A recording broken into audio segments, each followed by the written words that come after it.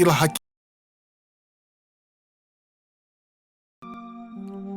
ukipata muda, kaa chini ufikirie kwamba kuna siku utakufa.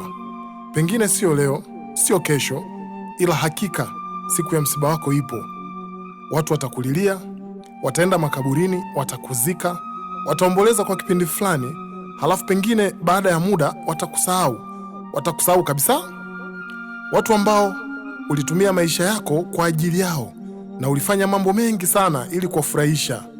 Watu ambao muda mwingi walikushauri na kukuelekeza jinsi ya kuishi kutokana na mitazamo yao na si mapenzi yako.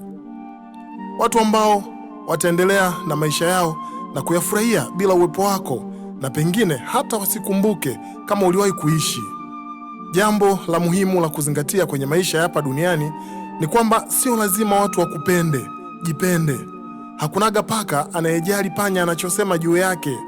Pigania unachokiamini siku zote.